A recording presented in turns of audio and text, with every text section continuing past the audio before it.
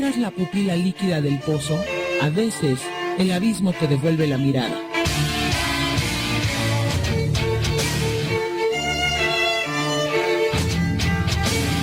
Esto es Eterna Estridencia. Comenzamos.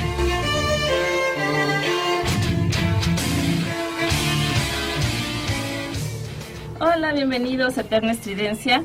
El día de hoy Alfonso no puede acompañarnos, anda muy enfermo, pero pues bueno, le mandamos un saludo y esperemos que se componga. Y está con nosotros Cuthberto Enríquez. Él es arqueólogo. Bienvenido, Cuthberto, gracias por estar aquí en el programa. No, muchas gracias por invitarme. Gracias.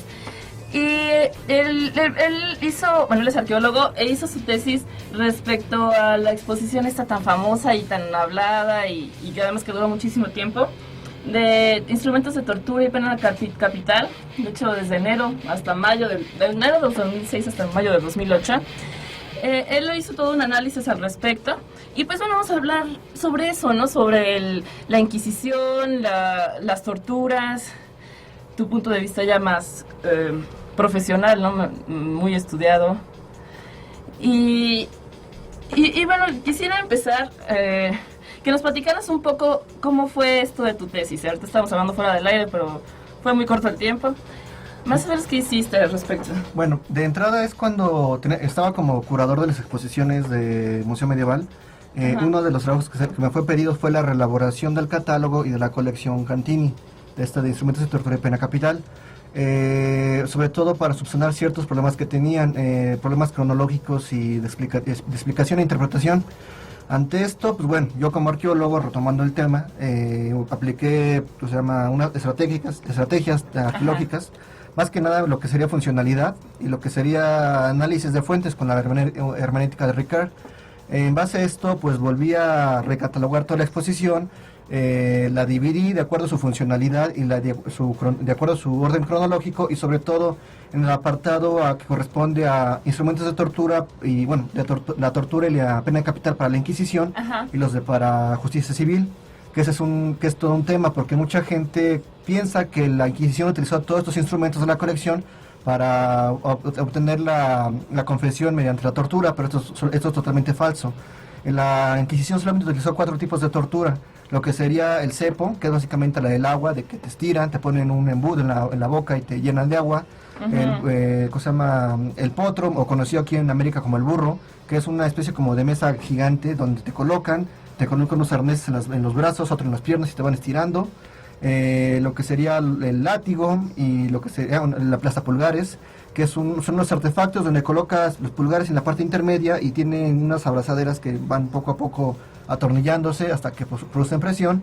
Y bueno, y finalmente los de pena capital, que sería la hoguera y la horca, que incluso dependía mucho el tipo de muerte que te quisieran dar, porque incluso todavía había una opción en caso de muerte rápida o muerte lenta.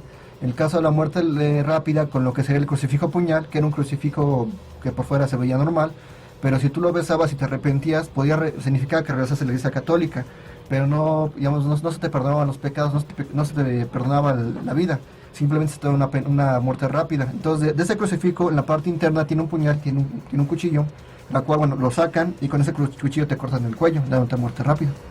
Wow. Pero, a ver, aquí dijiste algo que me llamó mucho la atención respecto a que solamente se utilizaron 4 tipos diferentes de tortura.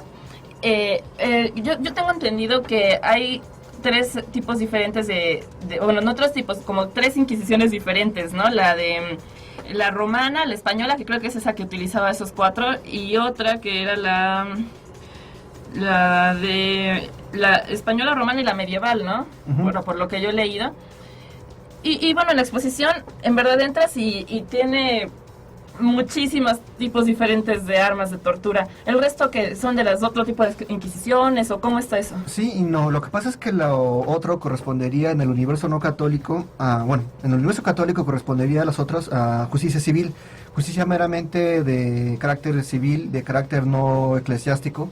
Pero en territorios que serían de una raíz protestante como Alemania, como los Países Bajos, Inglaterra, Allí no existía la Inquisición, pero ahí más bien juntaban lo que eran los juicios religiosos con el juicio civil, y juntaban ambos, naciendo incluso lo que serían las ordalias, se utilizaba mucho lo que es la ordalia para determinar cuestiones de brujería o cuestiones de herejía y demás.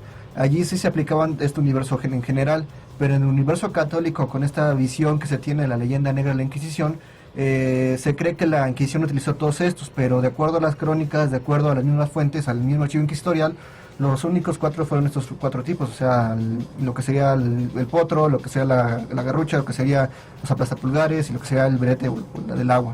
Entonces, ¿cómo se llama? Todos los demás, para el universo católico, serían solamente para justicia civil, de carácter como serían, ¿cómo se llama? Traición a la patria, regicidios, robo, reincidencia en robo, reincidencia en algún, ¿cómo se llama? En algún delito, etcétera. La homosexualidad también, ¿no? Que era muy penada en esa época. Sí, de hecho es muy curioso como, bueno, tras la caída de lo que es el Imperio Romano, el universo sexual se colapsa. Y si bien cuestiones como la homosexualidad eran bien vistas en Grecia y en Roma, claro, de hecho hasta fomentadas, pues estaba lo que sería el Eristómenos y el Eristómenos y el Erastótenes, que es básicamente esta relación entre pupilo y maestro, uno mayor y uno menor. Hasta cuestiones de diversas índoles. Finalmente, con la caída del Imperio Romano, diversas visiones forman lo que sería el mundo medieval, que es ya, bueno, eso sería una discusión mucho como que de historia de las mentalidades, que muy Legoff, acerca de qué momento la sexualidad empieza a decaer. Si bien la Edad Media no era tan mocha como nos han hecho creer, de hecho hay varios ejemplos de esto. Por ejemplo, los baños públicos eran muy sexualmente permisivos. ¿En qué sentido? En muchos sentidos, o sea, había como, el baño público era mixto, o sea, no era igual, era una como que todavía herencia romana, donde el baño público era mixto, donde todavía se veían, hay varias tablas de flamencas, tablas francesas, hasta alemanas, donde se ven escenas de que está el baño, unas tinas gigantescas que están compartiendo desnudos, hombres, mujeres, incluso tienen juegos eróticos entre los dos. Se dan ciertas cuestiones de prostitución dentro o los alrededores de los baños públicos.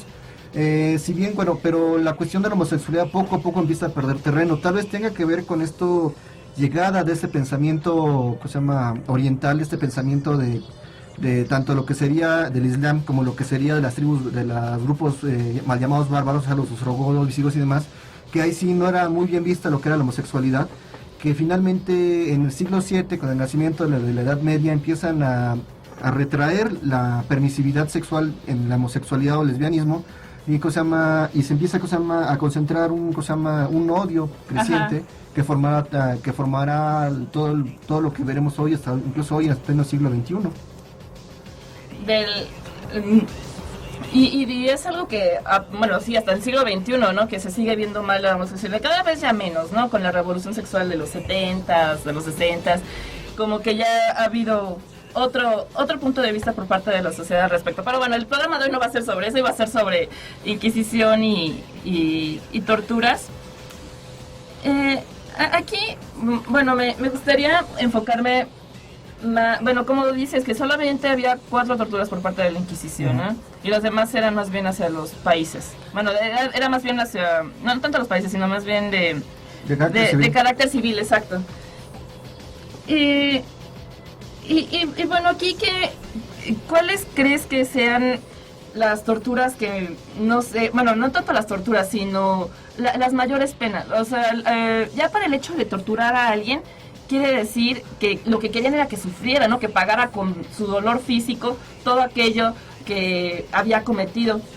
Pero ¿bajo qué sustento? O sea, ¿bajo qué sustento puede alguien decir, voy a hacerte sufrir hasta morir, literalmente? Sí, no, lo que pasa es que la cuestión de la tortura se fundamenta en 3 puntos: lo que sería el dolor, lo que sería el miedo y lo que sería la posición de poder. Básicamente no puede existir un torturador sin un torturado, y de hecho se ve mucho hoy día en la cuestión del bullying. No puede existir un opresor sin un oprimido. En este aspecto, la cuestión de la tortura, principalmente es la aplicación del poder, o sea, ejercer poder sobre alguien de forma directa. Es la forma directa. Incluso, bueno, por eso muchos asesinos en serie gustan de la tortura ante sus víctimas. La cuestión también lo que sería el dolor, que el dolor no necesariamente tiene que ser físico, puede ser tanto psicológico como espiritual. De hecho, muchas veces hay varias declaraciones en el archivo inquisitorial donde no se obtienen mediante tortura física, sino mediante tortura psicológica. O sea, sin necesidad de aplicar los instrumentos de tortura, con la sola muestra, muchos declaraban la culpabilidad. Y finalmente el dolor, aquí tiene mucho que ver incluso la cuestión de la fisiología del dolor, los cuestiones de los umbrales, la cuestión acerca de la sensibilidad, donde curiosamente incluso aquí tiene que ver cuestiones como de dónde pasa lo que sería del dolor, del sufrimiento al placer, que ya eso desencadenaría después en lo que sería el sadomasoquismo, pero eso ya es otro rol, es otro rollo. En esta cuestión, ya más concreto, lo que es la aplicación de la tortura para la colección Cantini, bueno, la colección que corresponde, estamos hablando de una colección del siglo XV hasta el siglo XX. Básicamente, incluso está muy especializada. Por ejemplo, retomando el caso de lo que sea la sexualidad, la tortura para cuestiones sexuales como el homosexualismo y demás, había cuestiones muy concretas que no solamente buscaban causar dolor, sino causar también una lección a través del mismo. Por ejemplo, en Alemania y en España estaba lo que era el Castillo de la Sierra, que básicamente era a los homosexuales, se les atrapaba en estas situaciones, se les colgaba boca abajo, se les desnudaba completamente, se les abría de piernas y con una sierra se les iba cercenando de la parte de lo que es la ingle hacia abajo. También estaba lo que sería la pera oral, rectal y vaginal, que curiosamente también no solamente se relacionaba a cuestiones de sexualidad, sino también cuestiones como la brujería en lo que serían países protestantes. Básicamente es un aparato que se encuentra, es de metal con forma de una pera. En la parte interna se encuentra un mecanismo en base a un tornillo. En cuanto tú vayas atornillando, esta pera se va abriendo en tres, haciendo que el lugar en la parte de lo interno donde lo coloques se vaya desgarrando. Y bueno, por su mismo nombre está lo que sería, se colocaba en lo que era la boca, el ano o la vagina. Incluso, bueno, también curiosamente, el uso de la tortura no es un uso, llamémoslo, tan moderno, tan medieval. Siempre se ha visto la aplicación de la tortura. Por ejemplo, en el mundo clásico, en el mundo, llamémosle antiguo, si revisamos el Deuteronomio, que es una parte de lo que es la Biblia, y si recordamos la historia de la Biblia, es toda esta tradición hebrea que fue finalmente cristianizada. Sí. El Deuteronomio son toda una serie de reglas exprofesas para lo que sería la comunidad judía en su momento, la comunidad hebrea. Ajá. Y hay varios apartados donde se menciona, por ejemplo, qué pasaría si... ¿qué debe hacer si un hombre toca a una mujer que está menstruando? La menstruación es considerada... algo completamente sucio, ¿no? Exactamente, sí. Está impuro. O cuestiones, por ejemplo, si un esclavo mataba a un toro, era preferible matar al esclavo, cuestiones similares. Se hablan muchas cuestiones de esclavitud y demás. De forma más concreta, incluso se puede ver en la cuestión de el trato jurídico que le hicieron a Jesucristo, el caso, si han visto la película de Mel Gibson, la de La Pasión, básicamente es una exposición de torturas, desde latigazos hasta desangramientos, y finalmente la pena de muerte con la crucifixión. Y que es algo mucho antes de lo que se toma como la tortura. Inmediatamente piensas en tortura y lo relacionas con la Inquisición, con la Edad Media y de ahí para adelante, ¿no? Y no para atrás, ¿no? Que es en la época de Cristo, justamente en el primer siglo, en el año 0. Entonces, pues es algo ya que ha estado en los humanos desde generaciones, milenios inclusive, ¿no? Y que ha tomado diferentes formas, ¿no? Yo creo que la forma en que tomó, la forma más grande y que salió más a flote la tortura, menos para mi punto de vista, fue durante la Inquisición y todo este perseguimiento que hubo, ¿no? Tanto para los herejes como para las brujas, ¿no? Que a fin de cuentas pues era algo parecido, no era lo mismo. Es que esto mucho tiene que ver con lo que sería la leyenda negra de la Inquisición y sobre todo por la visión de lo que, hoy día estamos influidos totalmente por el mundo anglosajón, y el mundo anglosajón es un mundo protestante. Uno de los que sufrieron mucho de esta persecución de los protestantes uno de los que sufrieron a través de la Inquisición, eso fue precisamente el grupo protestante. Digo, aquí en México muchos piensan que hubo cantidad de quemados, de gente que pasó por procesos inquisitoriales inmensos, igual que allá en Europa, pero no, es totalmente falsa. Solamente en México se llegaron a pena de muerte 35 casos, y la mitad fueron por unos piratas ingleses y holandeses que encallaron en, ¿cómo se llama?, en Tamaulipas, y ¿cómo se llama?, los atrapó la Inquisición, y por ser protestantes y no renegar de la doctrina de Lutero, pues ¿cómo se llama?, les dieron pena de muerte. En este aspecto, ya con la visión que tenemos hoy día, que estamos influenciados por lo que sería la visión anglosajona, pues los anglosajones empiezan a formar en lo que sería el siglo XIX a través de diversos formas literarias, lo que es la leyenda negra de la Inquisición. También hay aquí en México, por ejemplo, los trabajos de Riva Palacios y demás, pero la leyenda negra viene más de lo que sería Inglaterra y Estados Unidos. Con esta leyenda de un tribunal creado ex profeso solamente para torturar y causar por pena de muerte. Y sobre todo también por la temática que abarca la Inquisición, porque bueno, la temática de la brujería es muy atractiva, sea de cualquier cultura, y de hecho por eso incluso en alguna ocasión en algún curso que di me preguntaban que por qué era tan famoso el caso de las brujas de Salem, cuando fueron 35 casos de pena de muerte, y en sí después a los 5 años se pidió perdón y se le restableció, y no, y no pasó a mayores, y no hubo otro caso de brujería mayor en Estados Unidos. Esto, bueno, precisamente por eso tiene que ver. En este aspecto, con la creación de la leyenda de la Inquisición, mucho se mete con esta idea muy oscura, muy del siglo XIX, con toda esta literatura gótica o neogótica, que bueno, lástima que no viene Alfonso para profundizar en eso, claro. Pero que como que lo retoman, digo, por ejemplo, Poe, si no mal recuerdo, en El Pozo y el Péndulo retoma esta tortura que se tiene en un pozo, y como y el descenso hacia la muerte, bueno, ya está con la el tortura, péndulo. Con el péndulo.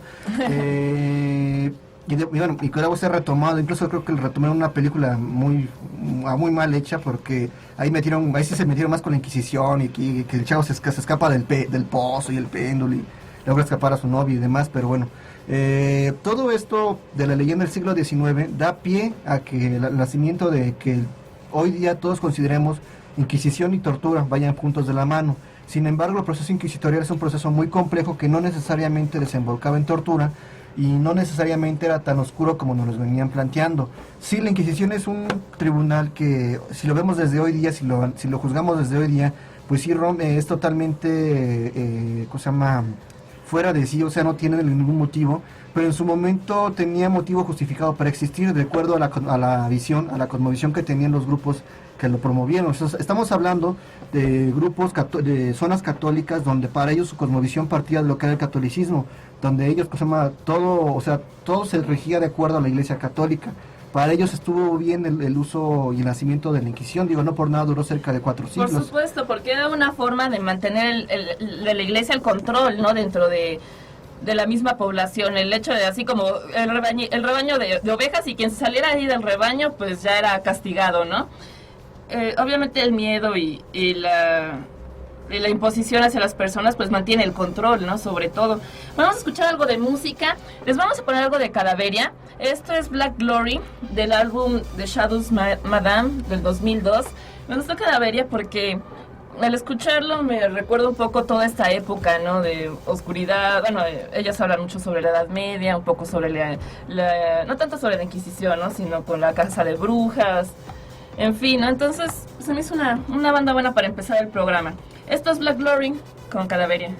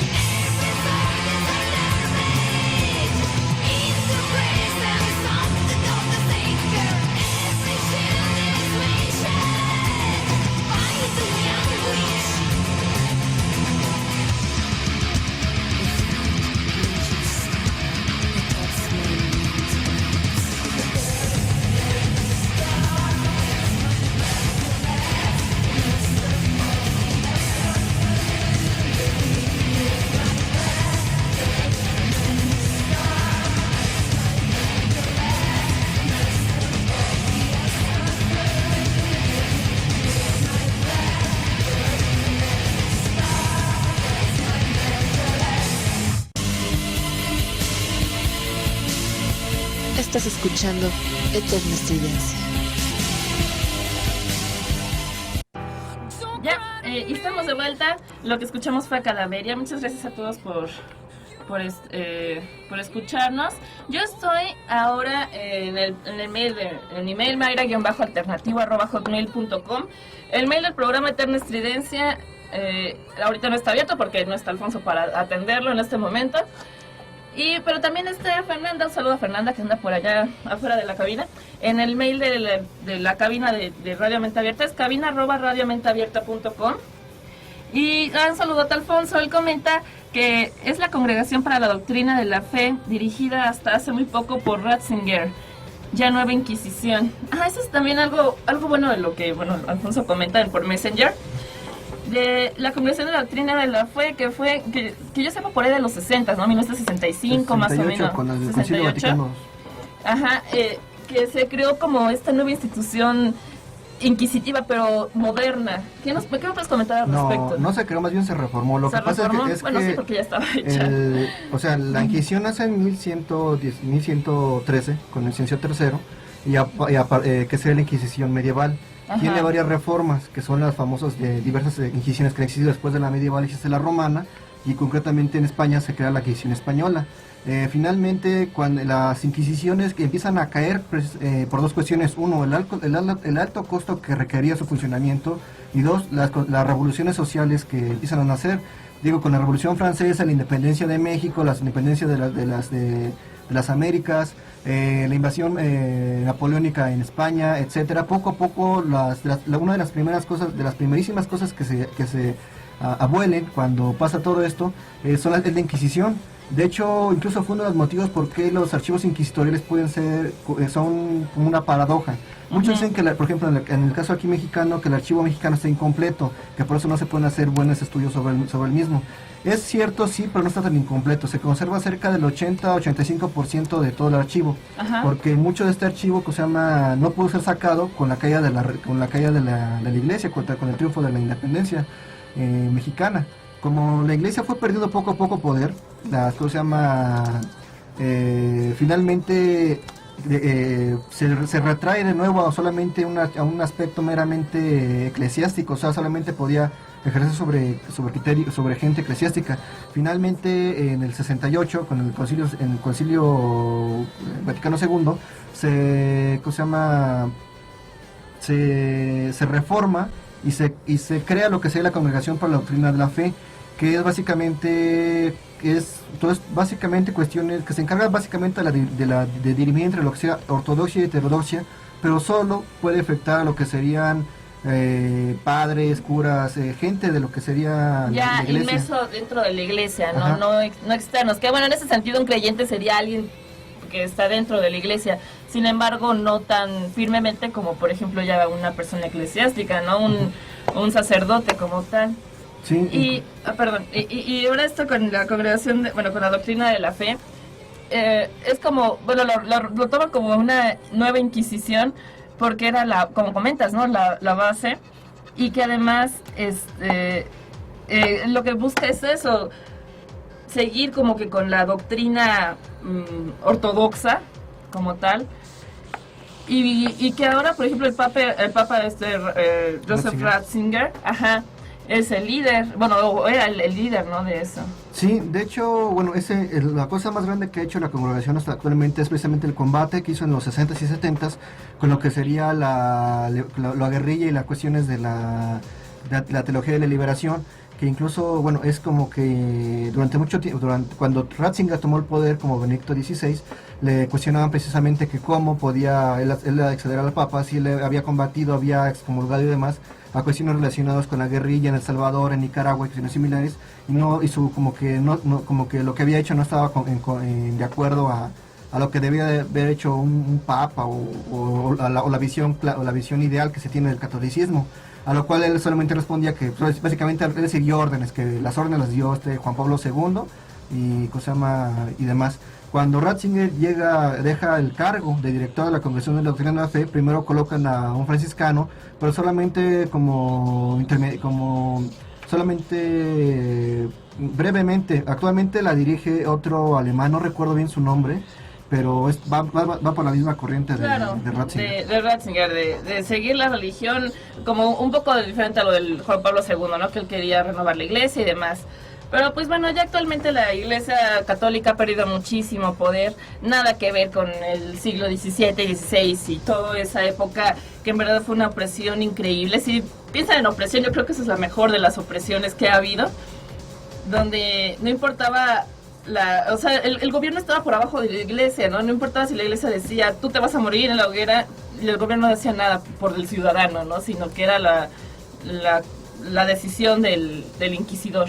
Varía, ves que varía un poco, porque sí es el problema la situación con el caso de la española era básicamente lo mismo, era como el doctor Simi, lo mismo pero más barato. Lo mismo pero más barato. Pero, ¿qué se llama? Porque en teoría, o sea, era el mismo procedimiento, era el mismo tribunal, pero todos los tribunales inquisitoriales de la romana y de la medieval le respondían directamente al Papa, mientras que en la española, que tenía su injerencia en todas las posesiones del antiguo reino español, o sea, lo que no solamente España, sino también reinos de Nápoles, América, Filipinas y demás, o sea, todo lo de Felipe II, Carlos V y demás, ellos no respondían al Papa, respondían directamente a los reyes. Entonces sí había situaciones donde tal vez si podrías correr un poco de suerte, te podías salvar de la Inquisición. Incluso la retoma un poco Pérez Reverte en su serie de novelas, El Capitán de la Triste.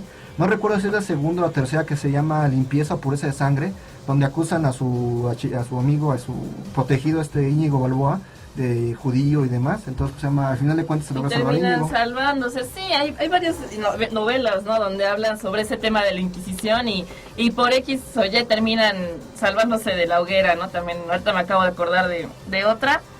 El fin del mundo. Bueno, la segunda novela de Ken Follett, después de la segunda novela respecto a la segunda parte de Los Pilares de la Tierra. Y también ahí habla sobre la protagonista, ¿no? Que la acusan de brujería, la quieren matar y termina salvándose porque se mete a la iglesia, ¿no? En fin. Aquí hay otra cosa que me llama mucho la atención. Hay muchas personas que piensan que las torturas, muchas de ellas fueron como inventadas como un medio para amedrentar a la sociedad, ¿no? Pongámonos en la época cuando estaba la Inquisición.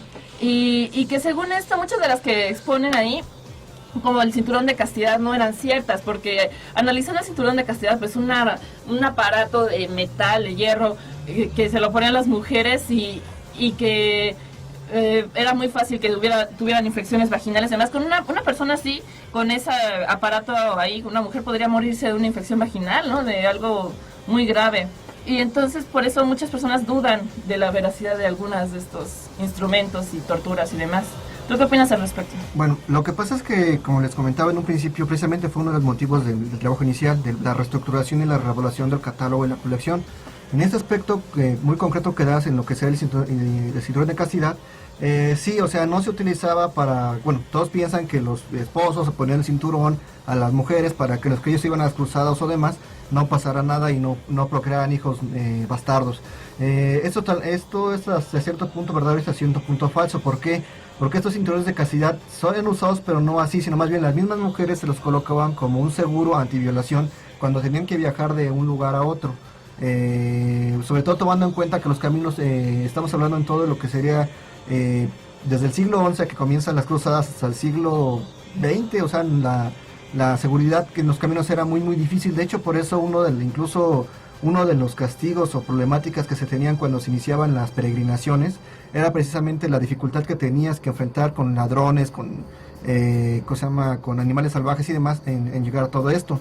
En este aspecto, la cinturón de castidad solamente era utilizado para protección propia, y si bien sí podía desencadenar estas enfermedades, digamos, un viaje no eran utilizados, llamémosle, en tanto tiempo como se planeaba, así de meses en lo que se iban a la cruzada y regresaban.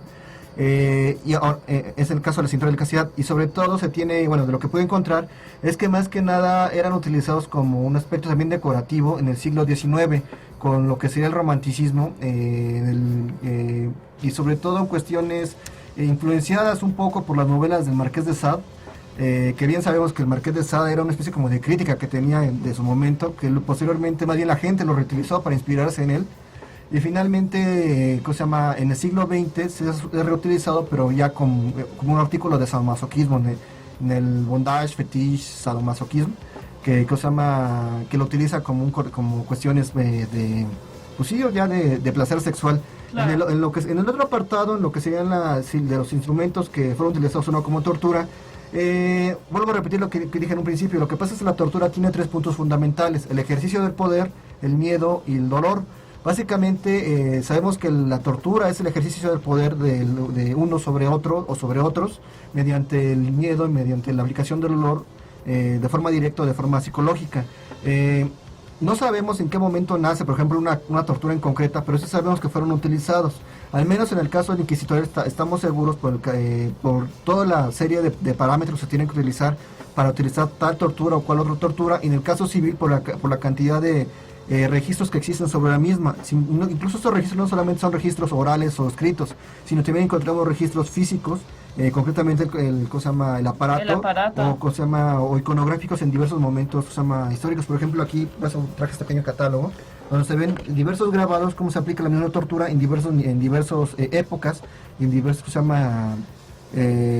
épocas y regiones muy diversas, desde Alemania hasta Francia, desde el siglo III hasta el siglo XVI. ¿Y cómo es esto? O sea, alguien inventaba una tortura, ponte, en la Edad Media, ¿no? Como, no sé, ¿qué tortura es esta? La de... Por ejemplo, aquí tenemos ¿Cuál? Dime una. La garrucha, que es la que tenemos acá. La garrucha, bueno, es que no lo ven esta vez. Básicamente la garrucha es poner a un hombre, amarrarlo de las manos, y de esas manos ponerle un gancho para elevarlo. Se podía poner un peso en los pies. Y la idea es que lo dejaras colgando y por el mismo peso se fuera descoyuntando, o en su defecto dejarlo caer desde una altura de 5 metros, pero sin que tocara el piso. Antes de tocar el piso detenías la manivela, y bueno, el dolor de lo que sería ya aplicado lo que es la física, la gravedad, el peso y todo esto. Claro, o sea, que se disloquen los hombros, porque cabe destacar que en esta tortura la posición era que estaba amarrado de los brazos, pero con los brazos en la espalda, y así los levantaban. Obviamente una posición que el cuerpo no puede tener. Ahora, por ejemplo, esta. Inició, no sé, en qué época, ¿sabes? Digo, es que el problema de la tortura no hay, o sea, como hoy día, pues, tal vez en su momento hubiera existido como que el Instituto de Derechos de Autor, pues tal vez lo hubieran registrado. Claro, pero el uso de la tortura no es cosa más así como que lo que se me ocurre voy y lo registro. Es básicamente, depende mucho de la imaginación humana. La imaginación y perversidad humana permite que desde que te pueden torturar con unos palillos de bambú hasta ya más elaborada de forma depende mucho de la imaginación. Entonces se inventó una tortura y después se iba pasando de generación en generación, o agarraban modas, o cómo se manejaba eso de usar las mismas torturas en diferentes situaciones y países, e inclusive criterios, civiles y religiosos y demás. Tiene que ver mucho con lo que es la funcionalidad. Recordemos que mucho del uso de la tortura es que la búsqueda de la obtención de información, sea verdadera o sea falsa. De hecho, por eso la misma ONU y Derechos Humanos y demás no recomiendan la tortura, más allá de cualquier cuestión ética o demás, porque dicen que cuando te torturan, o sea, la información que llegas a recabar a través de la tortura no es 100% fiable, ni siquiera un 50-50, no. Porque generalmente lo que hablas lo haces solamente para hablar, para detener la tortura, o sea, detener el dolor. Dirías cualquier cosa con tal de detener el dolor. Si incluso esto ya lo aprendieron actualmente, lo aprendieron los estadounidenses con las guerras de Vietnam y actualmente con Irak, a través de tantos torturados que les dieron tanta información, y al descubrir que cuando van a buscar la corroboración de esta información que es totalmente falsa, pues más bien desecharon cantidad de recursos en la utilización de la tortura, cuando solamente los que la declararon solamente lo hicieron para detener el dolor, o sea, no era algo verídico, ¿no? Por supuesto, era lo que pasaba con la Inquisición, ¿no? De que la gente acusaban a alguien de hereje y lo empezaban a torturar para que confesara su herejía, ¿no? Y tal vez era una persona que no era hereje, pero por la misma tortura termina diciendo lo que los inquisidores quieren, ¿no? Y como confesó, pues ya después procedían a sancionarlo, ¿no? Ya sea, no sé, ¿cómo lo sancionaban en esa época? Pues algunos con la hoguera, que ya era un máximo, ¿no? ¿Qué otro tipo de sanciones tenías que no fuera la muerte en ese sentido? Es que, bueno, aquí son dos vertientes. Lo que sería la justicia civil ya dependía del delito sobre el cual se aplicaba, y lo que es la justicia religiosa en el caso de la Inquisición. Ajá, sí. En el caso de la Inquisición es un proceso muy, muy complejo, que no necesariamente Te digo, o sea, muchos pensamos que agarramos a la Inquisición como el punto de crítica principal para la Iglesia Católica, pero la Inquisición no nace para combatir, o sea, no nace para castigar, nace para reformar y para reintegrar al culpable de herejía, porque incluso ese era su motivo de nacimiento, la herejía, la cuestión de la herejía y la ortodoxia. Nace concretamente para combatir una herejía, lo que serían las herejías de los albigenses y los y los cátaros, que habían tenido gran fuerza en lo que sería en parte sur de Francia. Sin embargo, la funcionalidad y la efectividad de la Inquisición fue tal que poco a poco la amplitud de la idea de herejía se empezó a extender a una cantidad mucho mayor, abarcando no solamente cuestiones de herejías religiosas en concreto, sino para el siglo XVI te podían acusar de blasfemo, de sodomita, de bígamo, de brujo, de maldicente, incluso cuestiones, por ejemplo, tan propias del lenguaje español de su momento como me cago en Dios o me cago en la hostia o así como las tanto que se en España. Claro que dicen, y esa época era muy hereje, ¿no? Hablando de esto, me gustaría como que definir eso de la herejía, que la herejía es, bueno, como yo lo entiendo, cuando crees en la religión católica, sin embargo tú le das como que tu propio matiz, ¿no? Tal vez no crees en algunas cosas, pero crees en otras, o hacen ritos diferentes, ¿no? Eso eran los herejes como tales,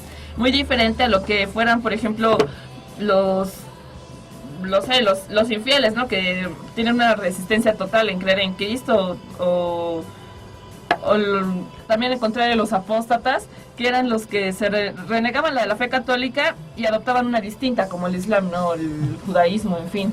Bueno, por la primera definición de lo que es el derecho canónico, de acuerdo al artículo 877, si no me recuerdo, 877-75, puedo estarme equivocado, la herejía es la negación pertinaz y pertinente de, una vez recibido el bautismo, que esto es muy importante, de alguna verdad o dogma de fe dicho por la Iglesia Católica. Básicamente, incluso esta es por eso es muy importante lo que recalqué, o sea, una vez recibido el bautismo, porque si tú no habías recibido el bautismo, no te pueden aplicar la cuestión de la herejía. Aunque incluso la palabra misma herejía viene del griego hairesis, que significa elección, para la Iglesia Católica es otro boleto. En ese aspecto, incluso fue uno de los motivos porque aquí en México no se podía aplicar la Inquisición, no se podía enseñar sobre los indígenas, que es otro mito. Todos piensan que la Inquisición andaba cazando indígenas, totalmente falso. De acuerdo, de acuerdo al juicio de Salamanca, de Sevilla, se determina que no se pueden, los indígenas, como son cristianos nuevos, no podrán ser nunca tratados por la Inquisición. Solamente hay 3 casos de indígenas ajusticiados por la Inquisición: el cacique Carlos de Texcoco y un hechicero llamado Quetzalpapalot, y otro que se llamaba, ese fue el nombre ahorita, ¿cómo se dice jaguar en agua? Balam es en maya, Bueno, entonces, en fin, ellos fueron los únicos 3 indígenas ajusticiados, ¿no? Pero imagino que ellos ya habían recibido antes la religión, habían tenido esa conversión, ¿no? Hacia el catolicismo. En fin, vamos a escuchar algo de música. Vamos a escuchar a Son Terra, esta banda de Francia. La canción se llama Metamorphose, del disco Lost Time del 2000. Metamorphose Lost Time se llama la canción. Esta es Son Terra, salió en el 2003. Y ahorita regresamos.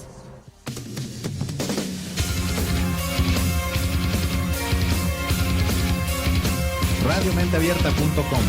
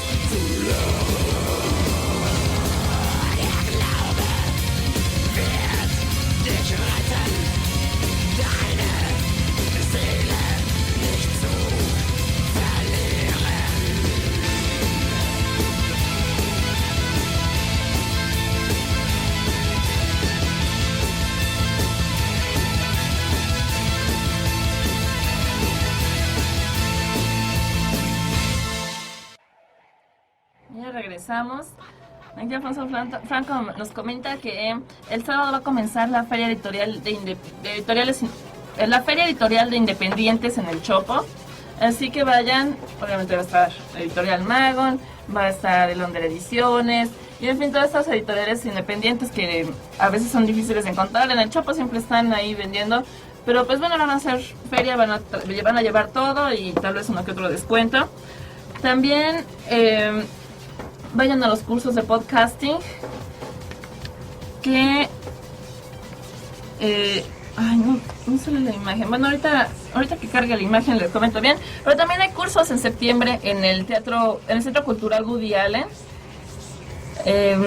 Tú vas Cuthberto, tú vas a dirigir uno, bueno, vas a dar uno, ¿verdad? Sí, el de Mística Mexicana, sí. Que básicamente es la brujería y la magia en México, de sus vertientes desde lo prehispánico hasta hoy día, hasta lo que pase en el momento de la clase. Está dividido por series temáticas. Abarcamos también gente que son como que emblemáticas en esta historia, como María Sabina, Carlos Castaneda, Jodorowsky, Niño Fidencio, etcétera. Bueno, también se da la historia de la tortura, por si quieren profundizar en este tema.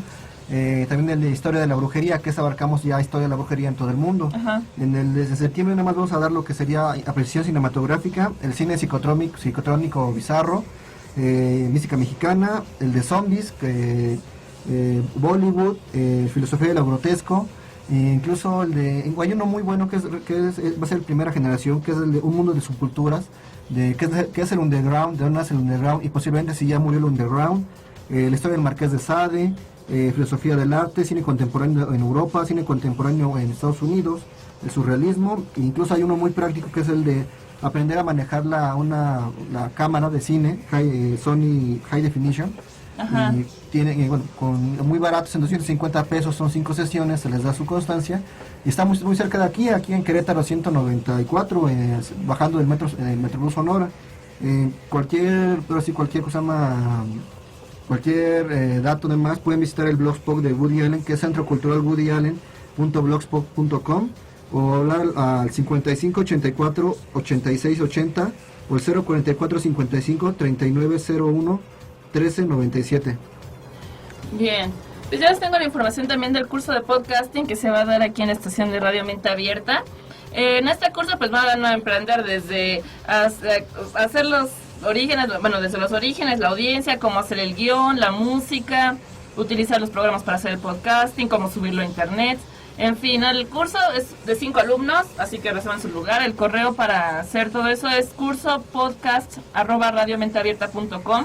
La duración es de 8 horas y son 2 sesiones de sábados. El costo es de 1,000 pesos. Así que si gustan aprender a hacer podcast, que la verdad es muy divertido, pues aquí pueden aprender. Saludos para Zombie, que dice que escucha mi programa. Y muchas gracias por escucharlo y que me está escuchando desde Cancún.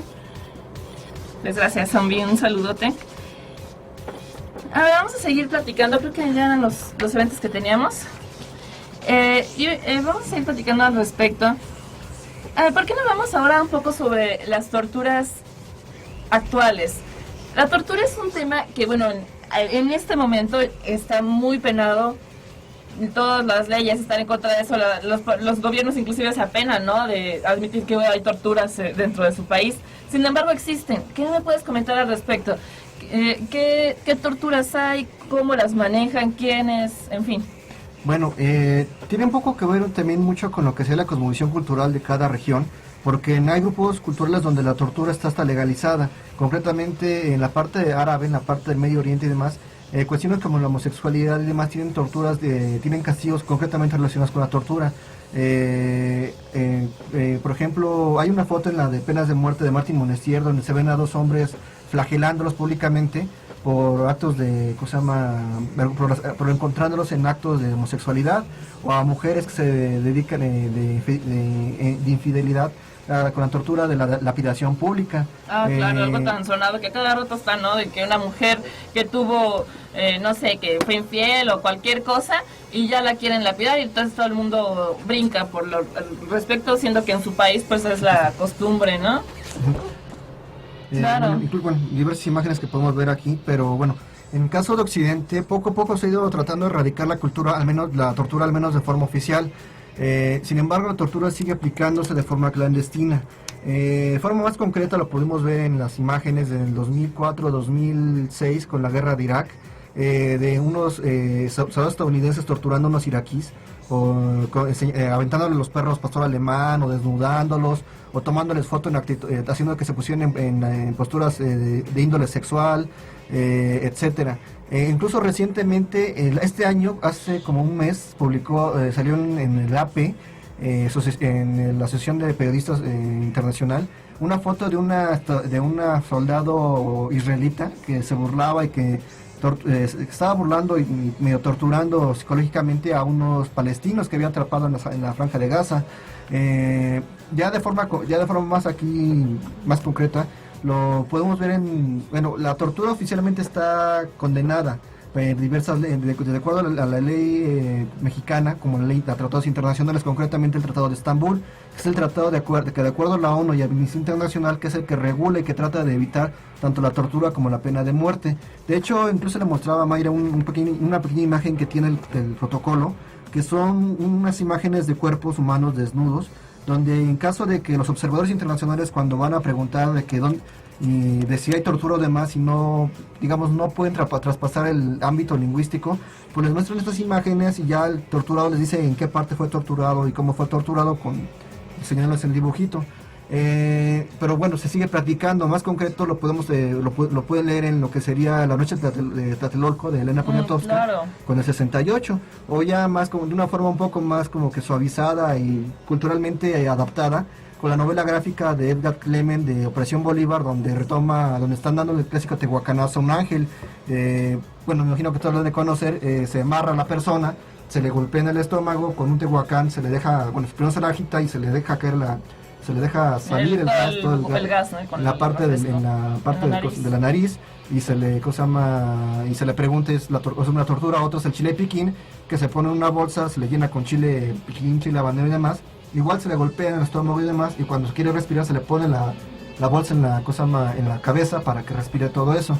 Oficialmente pues está condenado, pero pues existe, más concreto ahí está con Edgar Clement. Incluso lo metió en esa novela gráfica, así como el manual del inquisidor de Fray Tomás de Torquemada y todo lo que hacía en la judicial en su momento. Claro, y que muchas de estas torturas lo que pretenden es torturar, pero sin dejar huella, ¿no? Que sean torturas no así como las que eran hace años, hace siglos, que estaban así las estructuras enormes de metal y demás, ¿no? La Dama de Hierro, Iron Maiden, ahorita que me acordé de ellas. En fin, todas esas cosas, instrumentos de tortura. Estoy viendo una imagen de esa clásica como jaula en forma de humano que guardaban ahí, ponían ahí a las personas hasta que se morían de hambre o de deshidratación, más que de hambre, yo creo, ¿no? Sí, incluso la que te refieres es la jaula, incluso la pueden ver en la película de Piratas del Caribe, tanto en la 1 como en la 2. Sí. Cuando Jack Sparrow se está escapando como de un penal o no se viene en la 2. Y en la 1 cuando está llegando al puerto, como se ven ahí los restos colgando dentro de la jaula. Y la otra, la de la llama de hierro, es un instrumento que curiosamente puede ser utilizado hoy día. Cuando cae el régimen saudita de Saddam Hussein, varios soldados estadounidenses entran a sus oficinas de su hermano, no me acuerdo qué es, Ibrahim Hussein, no sé qué Hussein, y descubren una dama de hierro moderna. O sea, era la misma estructura, nada más que con hierro y con metal actual, y al parecer era utilizada. En sí, todo esto mucho tiene que ver, porque hoy día como está penado, se busca que no queden rastros que puedan posteriormente incriminar o causarle algún problema a los que torturaron. Concretamente, ya existe la Comisión de Derechos Humanos del Distrito Federal o de la República, donde se pueden denunciar todos estos hechos.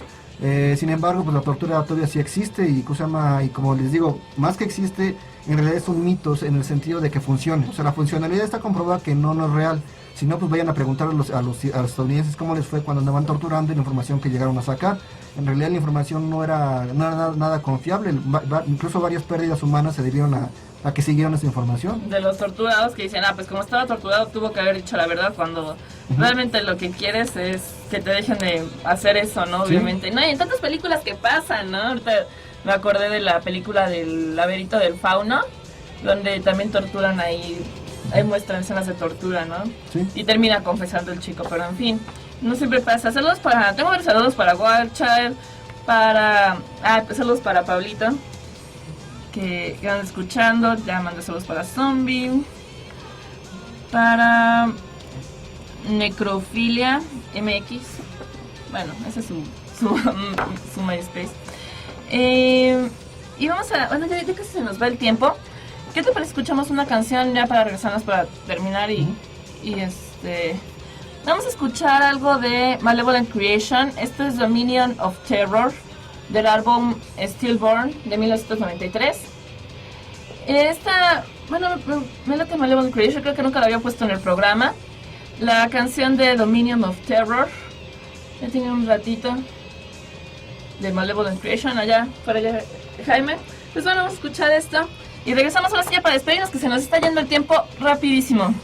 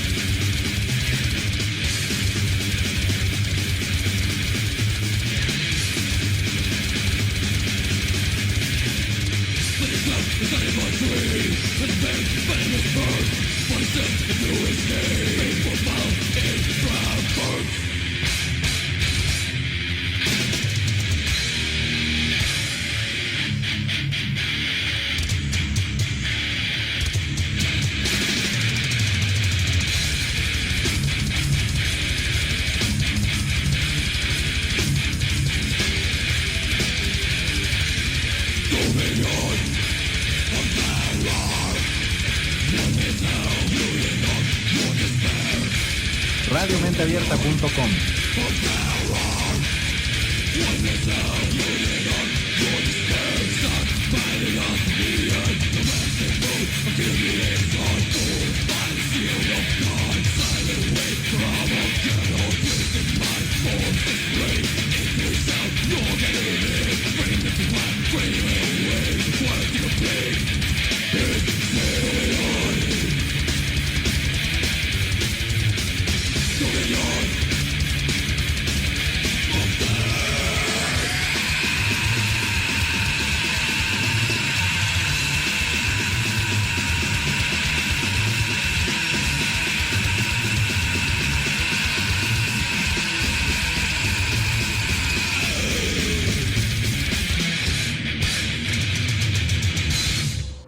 Listo, regresamos. Esto fue Malevolent Creation. Y ya ahora sí para terminar, rápido, para concluir esto, ¿cómo ves a la tortura? O sea, hubo un momento de ser la tortura completamente, hasta cierto sentido legal, ¿no? Impulsada por el gobierno. Hubo algo que la hizo que fuera todo lo contrario, ¿no? Mal vista, que fuera muy seriamente penada. ¿Cuándo fue esa transición entre que permitían la tortura y sentenciaban por tortura al momento en que ya dijeron no más tortura? Bueno, la discusión entre lo que sería abolicionistas y aplicacionistas siempre ha existido. Digo, en la época antigua lo tenemos directamente con Sócrates, digo, no por nada le tocó la cicuta, y en su momento con Cicerón. Más concreto, lo que hoy día tiene mucho que ver con lo que sería el derecho nacido, con el derecho positivo en Francia. Con la llegada de la Revolución Francesa buscaba que no solamente fuera un cambio de poder, o sea, quitar a unos para que llegaran otros, sino más bien para que hubiera una revolución en todos los sentidos y que el género humano evolucionara. En ese aspecto, por el lado legal, tenemos entre los abolicionistas tenemos el Tratado de Cesare Beccaria en 1700. Para esta obra básicamente decía que la tortura no servía para nada porque, bueno, todos los argumentos que hemos dicho ahorita simplemente eran declaraciones nacidas en base al dolor, que no servían para nada y que no aportaban nada.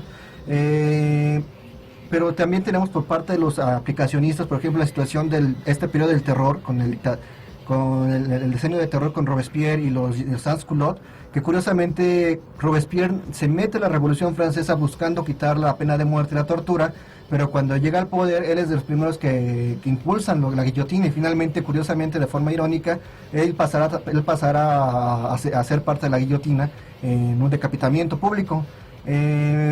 Digo, básicamente es eso, del 1700 al 1800, con estas revoluciones sociales, los abolicionistas empiezan a tirar, se fundamentan mucho en este mismo miedo que crea la Inquisición, para intentar tumbar tanto la pena de muerte como la tortura. Del lado legal tenemos la obra de Cesare Beccaria y otros pensadores, Voltaire, etcétera. Y finalmente es en el siglo XX, ya muy entrado el siglo XX, que se empieza a crear con lo de la ONU, el protocolo de Estambul, que ha tenido varias reformas. La última reforma fue en Japón, si no me recuerdo, fue en el 93, cuando se amplió un poco más el concepto de tortura, porque incluso el concepto de tortura, como tiene que ver directamente con lo que es la imaginación humana, o sea, como te digo, o sea, no es que a partir de tal fecha hayan creado un instrumento y le hayan puesto derechos de autor y demás, sino la tortura se nutre directamente de la perversión humana, que no sé si sea este deseo innato de torturar, sea como que un deseo así innato de los humanos, o por qué todos pensamos en torturar o lastimar a nuestros semejantes, pero cosa más obliga que el concepto inicial con el que inicia la ONU y la Amnistía Internacional para combatir la tortura tenga varias adiciones y cambios hasta, bueno, actualmente en el 93 en Japón, cual al parecer ya es la última situación donde ya no solamente se acepta que es tortura física, sino también de aspecto sexual o de aspecto psicológico. Y qué bueno, como comentábamos, que la tortura no es algo que es algo que pasa, ¿no? Y que sigue pasando a pesar de todo lo que ha sucedido históricamente y las corrientes filosóficas y las leyes y demás. Pero que tú me comentabas fuera del aire que me pareció muy interesante, que fuera de que, a ver, déjame acordarme, que era algo como inherente del ser humano el hecho de buscar la tortura, pero que no nos lleva a nada como tal. O sea, es una situación que solamente inflige dolor, inflige maldad. Sin embargo, no tiene nada positivo. Al contrario, tiene cosas negativas que hacen un retroceso, ¿no? Cultural y social y demás, o algo así. ¿Tú qué opinas? Sí, de hecho, Ajá. bueno, eso hoy día con esta situación de inseguridad que vivo en México y otros países, mucha gente pide la pena de muerte y la aplicación de la tortura a tal o cual criminal, no sé, Mocha Orejas o demás, que no sé, por ejemplo, cuando troparon de Mocha Orejas me acuerdo mucho que decían, que lo capen, que lo hagan de más y demás, pedían, no sé, todo, que lo lincharan públicamente al Mocha Orejas, que no es una apología a sus crímenes de este personaje, sino más bien que si en realidad la pena de muerte y la tortura funcionaran, podría ser pensada como un medio jurídico para un cambio, intentar solucionar la inseguridad social. Sin embargo, en países donde sí se aplica la pena de muerte de forma legal, no vemos no se ve una real retroceso de la inseguridad, un real retroceso de la delincuencia, sino no hay un cambio real, un cambio significativo, sino más bien y ante esto, pues bueno, veríamos que la tortura y la pena de muerte, más que mostrar un avance en el aspecto humano, el aspecto jurídico, más bien muestra un retroceso, porque al no mostrar como que reducir la criminalidad o la delincuencia, simple muestran que una especie como de vendetta, una especie de vendetas personales, como de ojo por ojo, diente por diente. El Código de Hammurabi, que fue de los primeros, y bueno, pues como dice, estamos en el siglo XXI y regresamos al Código de Hammurabi, ¿no? Siempre ha sido así. Siempre es la humanidad tan sangrienta. En fin, ya terminamos. Muchas gracias por escucharnos. Muchas gracias Curberto, por haber estado el día de hoy con nosotros y por habernos compartido todo esto que sabes. Nos vemos el próximo jueves. Saludos, Alfonso, espero que te mejores también. Y vamos a terminar el día de hoy con algo de Carcass. Esto es Black Star, una canción muy conocida de ellos, del álbum Swan Song de 1996. Y pues bueno, que se la pasen muy bien, muchas gracias. Ya saben, tienen el correo del programa para cualquier comentario. Y nos estamos viendo. Hasta la próxima.